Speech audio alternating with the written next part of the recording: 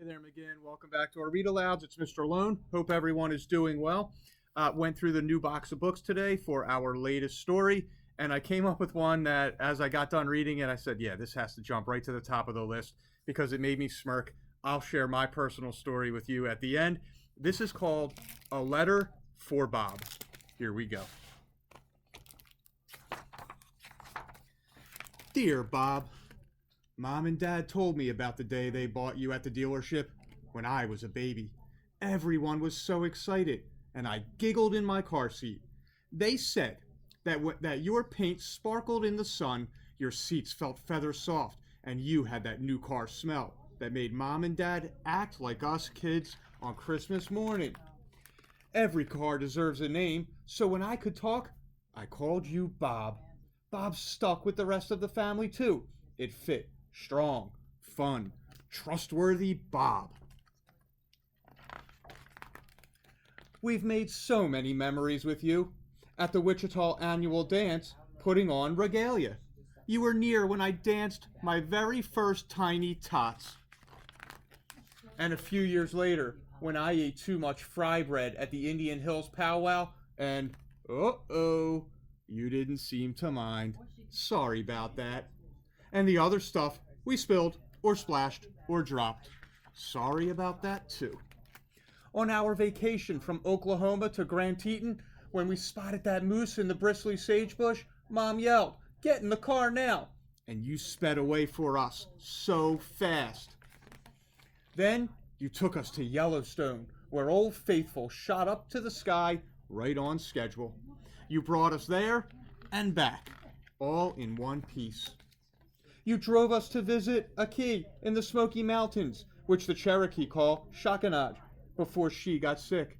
You were close when she watched us at Sliding Rock. The water was so cold, it took our breath away. Dad had said, the water is just fine. Brr, grr, he thought that was so funny. You were there when we walked down to Looking Glass Falls. That was the day Grandma last remembered things about Grandpa. We stood in the spot where they had their very first date. You got us to Casey's baseball games and Abby's lacrosse tournaments and the Oklahoma State Fair, to school, to the library, to friends' houses, and to the dog park with Max. You took us to the hospital when Jenna was born, and then when we brought her home, you were with us. You drove us to show Jenna off at Aunt Deidre's house, where all the cousins gathered round to celebrate her birth with Indian tacos and strawberry cake. You were a big part of our family, always waiting to take us on another adventure and drive us home. When your paint got dull or dirty, we washed and shined you up real nice. When you needed a tune-up or repair, Mom and Dad were there. When we got into a fender bender, you kept us safe, and we took care of you then too. Today is hard, because it's the day we say goodbye. We've loved having you, and you will always be a part of us. But when families grow, sometimes they need bigger cars. We will never forget you, Bob. Sutis for the memories. Love always, Katie. And so, boys and girls, that story there where Katie remembers the first car that her family had, all the adventures that the family went on together, all the little incidents inside the car, from her throwing up to the spills. She had fond memories, and memories are absolutely awesome. So this book made me remember, not the first car we had as a family, but the first car I had after getting my driver's license. So I'm going to date myself.